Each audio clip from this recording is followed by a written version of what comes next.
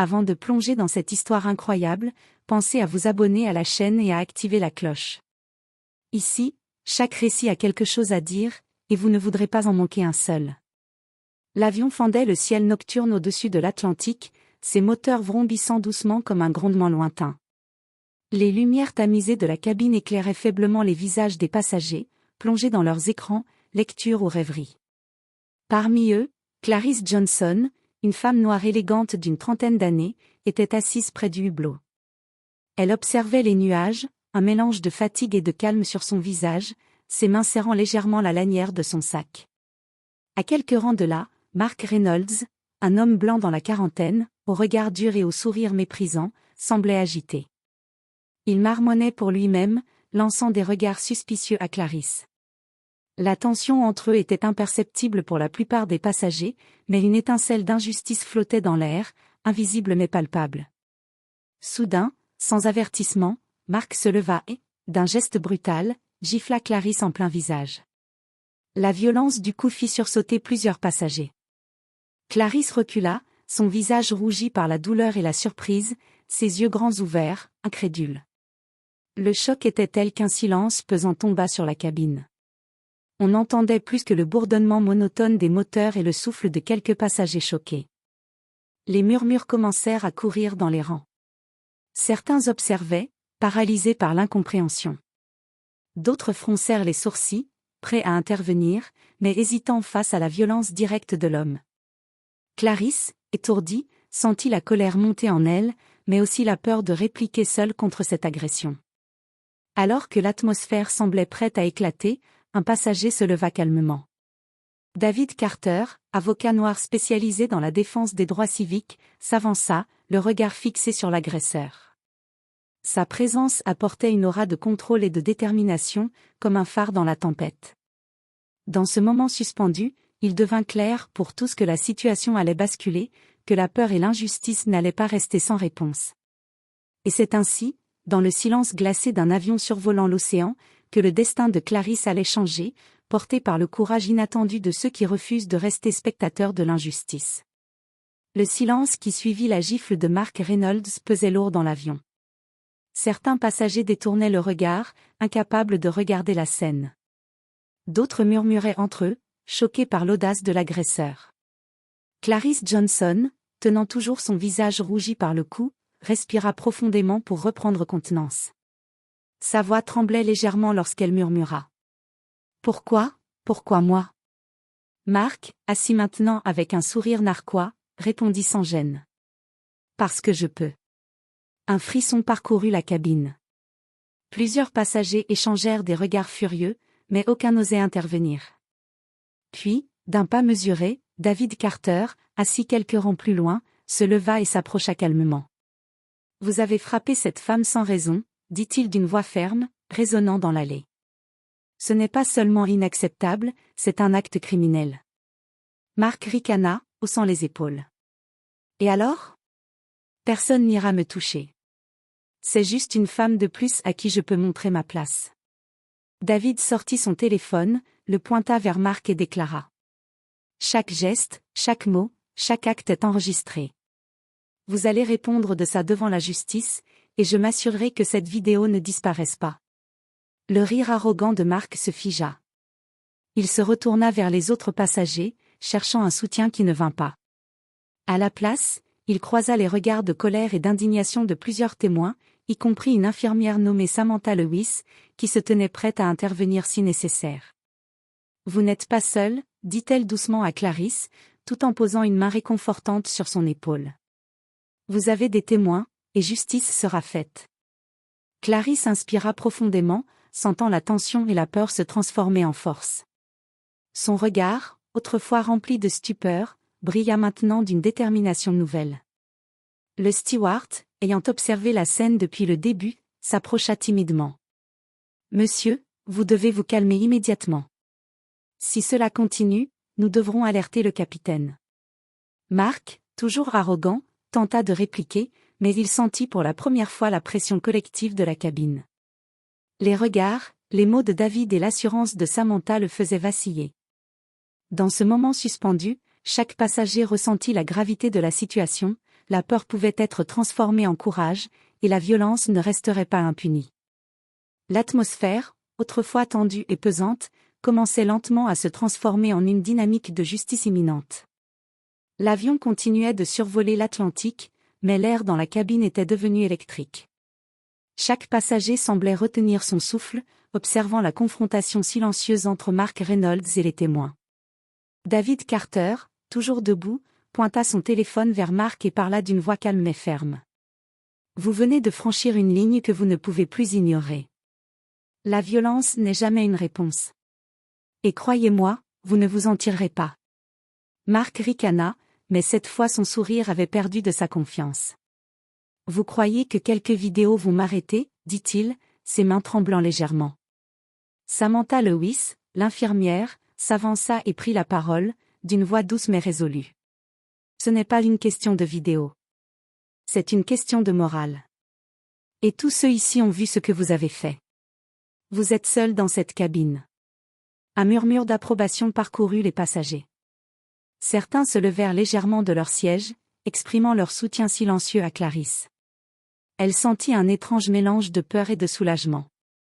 La violence qui l'avait paralysée quelques minutes auparavant se transformait en force et en courage. Le steward revint, plus ferme cette fois. « Monsieur Reynolds, vous devez vous asseoir immédiatement. Si vous refusez, nous devrons alerter le capitaine et la police dès l'atterrissage. » Mark, rouge de colère et de frustration, vacilla sur ces mots. Il réalisa pour la première fois qu'il n'avait aucun soutien, que son arrogance seule ne suffirait pas à le protéger. David s'avança encore, le fixant intensément. « Vous avez choisi de frapper une femme innocente. Et maintenant, vous allez devoir en répondre. Vous pouvez essayer de nier, mais tout le monde ici a vu. » Clarisse, tenant toujours son visage endolori, murmura à Samantha. « Je ne pensais pas que quelqu'un interviendrait. » Samantha lui sourit. « Parfois, il faut juste qu'une personne se lève. Et ce soir, nous sommes nombreux. » La tension monta encore lorsqu'un passager derrière Mark, un homme imposant nommé Robert, s'approcha lentement et dit d'une voix grave. « Vous feriez mieux de vous asseoir, ou vous allez regretter chaque instant de cette arrogance. » Mark, pour la première fois, sentit la peur s'insinuer en lui. Il jeta un regard autour de lui et vit les visages résolus, les téléphones pointés sur lui, et la détermination dans les yeux de Clarisse et de ses alliés. L'atmosphère dans la cabine n'était plus seulement tendue, elle était en train de se transformer en une force collective contre l'injustice. Mark savait que son contrôle sur la situation s'évanouissait rapidement, et qu'il allait bientôt devoir faire face aux conséquences de ses actes. La cabine restait tendue, les passagers silencieux mais attentifs, scrutant chaque geste de Mark Reynolds. L'homme, désormais nerveux, ne savait plus comment réagir. Chaque regard posé sur lui le faisait vaciller, et son arrogance initiale commençait à s'effriter. Soudain, le capitaine de l'avion prit la parole par le micro, sa voix calme mais ferme résonnant dans toute la cabine. « Mesdames et messieurs, nous avons été informés d'un incident à bord. Je tiens à rappeler que toute forme de violence est strictement interdite. L'agresseur sera signalé aux autorités dès l'atterrissage. Je vous demande de rester calme et de coopérer avec l'équipage. » Un murmure parcourut la cabine. Mark blêmit en entendant ces mots. La gravité de la situation lui apparut clairement, il n'avait plus aucun contrôle. La puissance collective des passagers, combinée à l'autorité du capitaine, avait retourné la situation contre lui. David Carter, toujours debout, pointa son téléphone vers Mark et dit avec calme. « Vous voyez ? Même le capitaine sait ce que vous êtes. Vous allez devoir répondre de vos actes. » Mark, haletant, tenta de répliquer.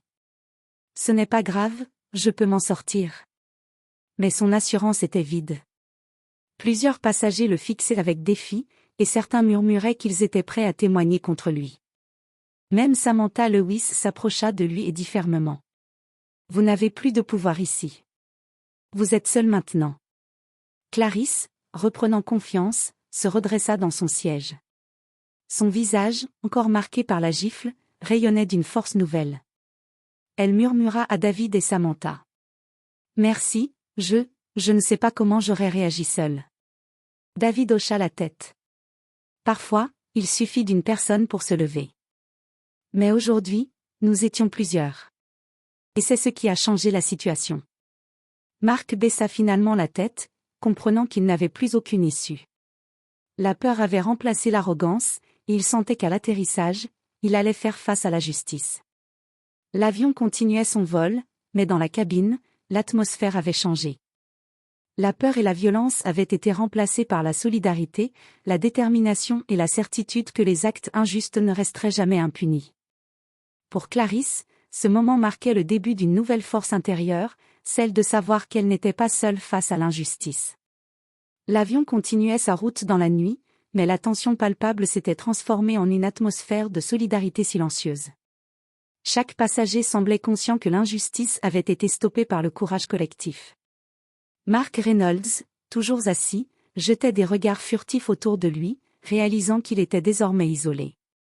La vidéo que David avait filmée, les regards déterminés des passagers et l'autorité du capitaine le forçaient à se tenir tranquille. Mais sa frustration et sa colère bouillonnaient à l'intérieur de lui. Samantha Lewis, l'infirmière, s'assit près de Clarisse et murmura. « Vous avez fait face à quelque chose de terrible, mais regardez autour de vous. Vous n'êtes pas seul. » Clarisse inspira profondément. La douleur sur son visage commençait à s'estomper devant ce soutien inattendu. Elle sentit une force nouvelle l'envahir, celle de ne plus jamais se laisser intimider. À ce moment, Robert, l'homme imposant qui avait pris la parole plus tôt, se leva et dit à haute voix. « Si quelqu'un pense pouvoir humilier une personne innocente ici, il doit savoir que nous ne resterons pas silencieux. Vous êtes nombreux, mais la justice a toujours le dernier mot. » Les passagers acquiescèrent, certains hochant la tête, d'autres murmurant des mots de soutien à Clarisse. L'effet fut immédiat. Marc baissa les yeux, incapable de soutenir tous ces regards unis contre lui. David, avec une fermeté tranquille, ajouta. « Vous avez fait une erreur, Marc. Mais aujourd'hui, chaque témoin ici est prêt à faire ce qu'il faut pour que justice soit rendue. » Marc murmura entre ses dents. « Ce n'est pas juste. » Mais sa voix s'éteignit dans le vacarme silencieux de la solidarité. Il avait perdu le contrôle. Chaque passager, par sa présence et sa détermination, avait transformé la peur qu'il voulait imposer en une force collective. Clarisse, regardant autour d'elle, réalisa que ce n'était pas seulement l'action d'un seul individu, mais la puissance de tous ceux qui osaient dire « non » à l'injustice. Elle murmura à Samantha et David.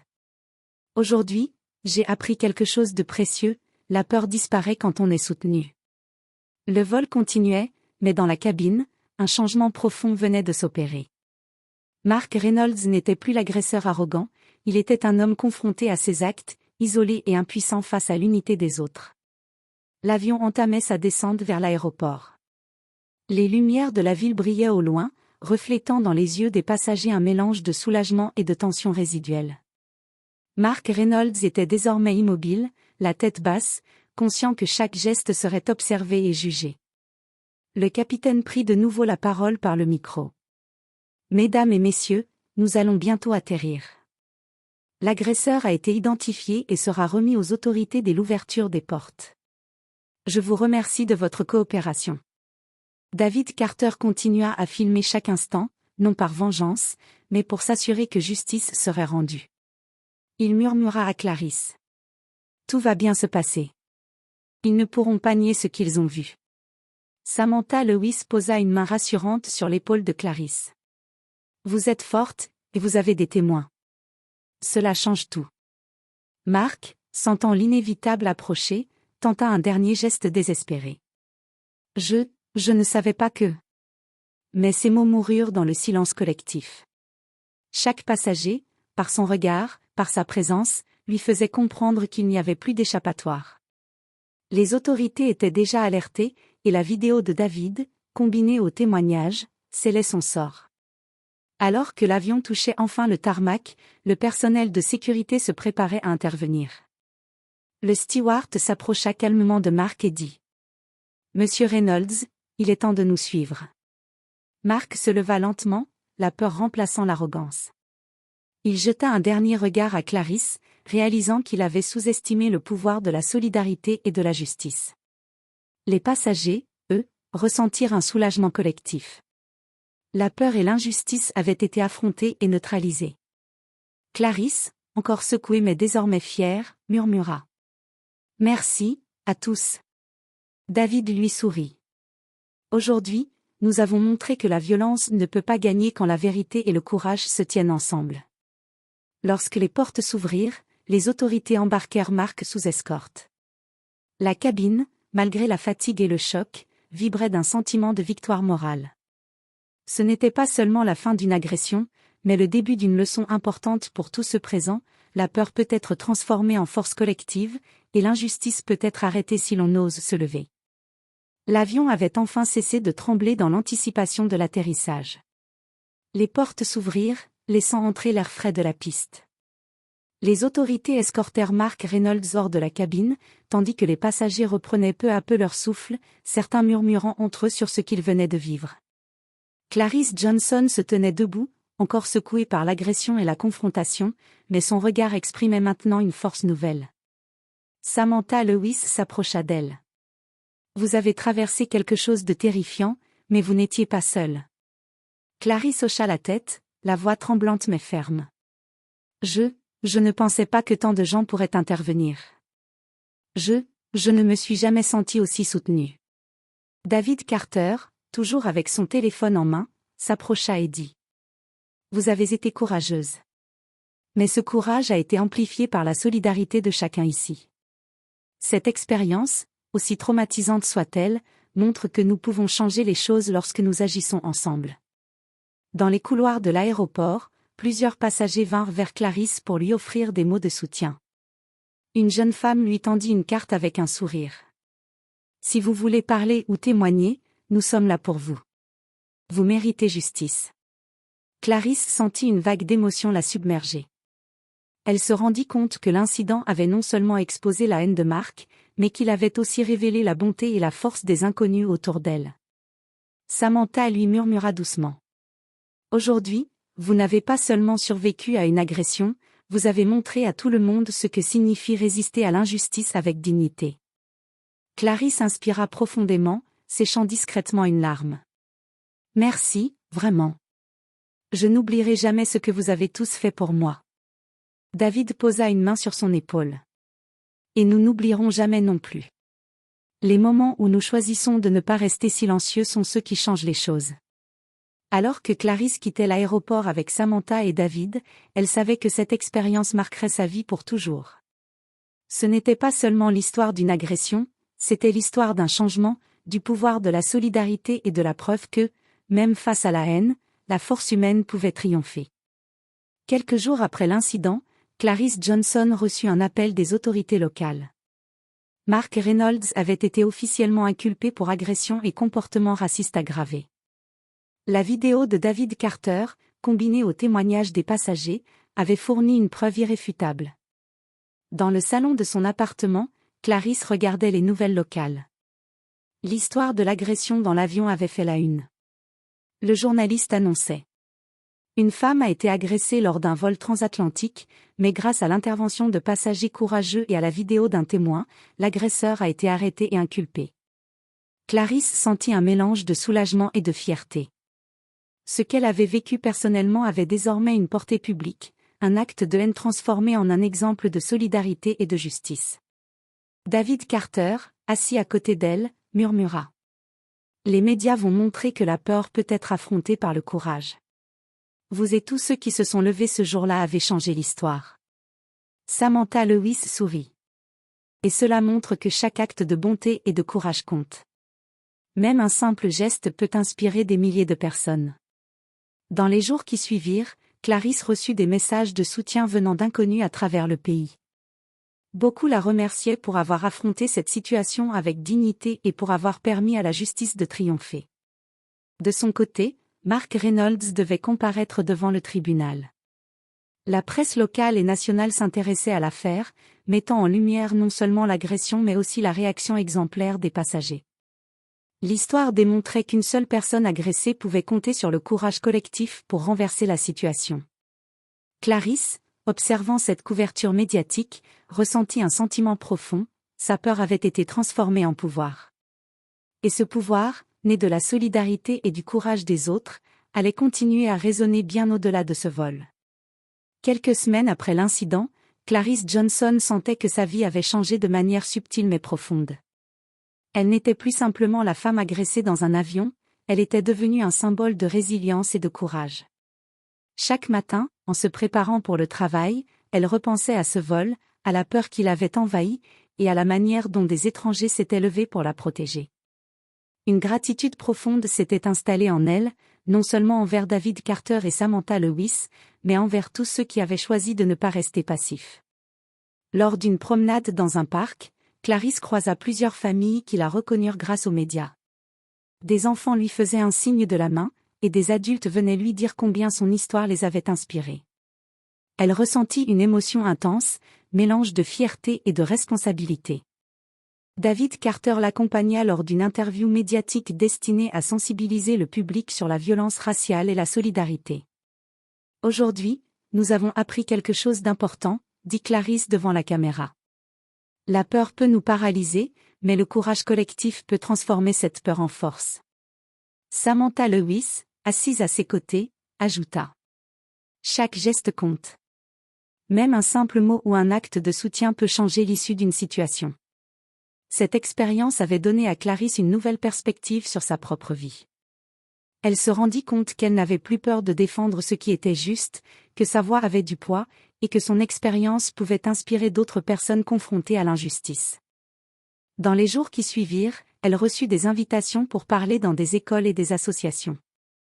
Elle accepta, comprenant que son rôle allait au-delà d'elle-même, elle devenait une voix pour ceux qui, trop souvent, restaient silencieux face à la violence et au racisme. Cette force retrouvée n'était pas seulement pour elle. Elle était pour tous ceux qui, un jour, pourraient faire face à une injustice similaire et auraient besoin de courage pour se lever. Clarice savait désormais que la solidarité et le soutien pouvaient transformer une expérience traumatisante en un moteur de changement. Quelques mois après l'incident, le procès de Mark Reynolds commença. La salle d'audience était remplie de journalistes, de témoins et de passants venus assister à cette affaire qui avait fait la une des médias. Clarice Johnson, accompagnée de David Carter et de Samantha Lewis, était présente pour témoigner et soutenir le déroulement de la justice. Dès l'ouverture du procès, l'avocat de la défense tenta de minimiser l'incident, mais David, représentant les témoins, présenta la vidéo enregistrée dans l'avion et les témoignages de plusieurs passagers. La salle d'audience resta silencieuse, captivée par la force de la preuve. Le juge fixa Mark avec fermeté. « Monsieur Reynolds, vous êtes accusé d'agression et de comportement discriminatoire aggravé. Les preuves et témoignages montrent clairement la gravité de vos actions. » Mark baissa la tête, incapable de soutenir les regards accusateurs. Pour la première fois depuis l'incident, il se sentit vulnérable, conscient que ses actes ne pouvaient être effacés. Clarice, s'avançant pour témoigner, parla avec calme mais détermination. « Je ne souhaite pas seulement que justice soit faite pour moi. Je veux que cela envoie un message clair, la violence et le racisme ne sont pas acceptables. Même un acte commis dans l'arrogance et la peur ne restera pas impuni. » Les témoignages des passagers présents dans l'avion renforcèrent son message. La solidarité et le courage collectif, visibles lors du vol, furent déterminants pour convaincre le jury. À la fin du procès, le juge rendit son verdict. « Mark Reynolds, vous êtes reconnu coupable d'agression et de comportement raciste aggravé. Vous serez condamné conformément à la loi. » Mark pâlit, réalisant que sa liberté et son arrogance étaient désormais terminées. Il était confronté à la justice qu'il avait ignorée dans l'avion. Pour Clarice, le verdict fut un moment de libération et de validation. Elle sentit que non seulement sa souffrance avait été reconnue, mais que l'ensemble de l'expérience avait servi à montrer au monde la puissance du courage et de la solidarité face à l'injustice. En quittant la salle d'audience, Clarice inspira profondément et murmura à Samantha et David. « Aujourd'hui, la peur a été vaincue. Aujourd'hui, la justice a parlé. » Quelques semaines après le procès, la vie de Clarice Johnson avait pris un nouveau tournant. L'expérience traumatisante du vol et l'agression de Mark Reynolds avaient laissé des cicatrices, mais elles avaient aussi révélé une force intérieure qu'elle n'avait jamais soupçonnée. Elle continua de recevoir des messages de soutien de la part de personnes touchées par son histoire. Des écoles, Des associations et des groupes communautaires l'invitaient à partager son expérience pour inspirer et sensibiliser à la lutte contre le racisme et la violence. Chaque rencontre renforçait sa conviction que la solidarité et le courage pouvaient changer le cours des événements. Un après-midi, alors qu'elle se promenait dans un parc, Clarisse croisa plusieurs des passagers présents dans l'avion ce soir-là. Les sourires échangés, les accolades et les souvenirs évoqués rappelaient à chacun le pouvoir d'agir ensemble face à l'injustice. David Carter, à ses côtés, lui dit : « Aujourd'hui, tu es bien plus qu'une survivante. Tu es un symbole de ce que peut accomplir la solidarité. » Samantha Lewis ajouta : « Et souviens-toi, chaque personne ici a contribué à cette victoire. La peur a été transformée en courage, et la violence en leçon. » Clarisse sourit, sentant une émotion profonde et apaisante. Elle pensa à ce moment dans l'avion, lorsque la peur l'avait envahie, et réalisa que cette peur avait été surmontée grâce à l'action collective. Elle comprit que la véritable force ne réside pas seulement dans la capacité de se défendre, mais aussi dans la capacité de se lever ensemble pour ce qui est juste. En regardant le ciel au-dessus du parc, elle murmura : « Ce n'est pas seulement mon histoire, c'est celle de tous ceux qui choisissent de ne jamais rester silencieux face à l'injustice. » Et c'est ainsi que l'histoire se termina, non pas avec la peur ou la haine, mais avec la résilience, l'unité et l'espoir. Une agression qui aurait pu briser une vie avait au contraire révélé la puissance de l'humanité lorsqu'elle choisit le courage et la solidarité.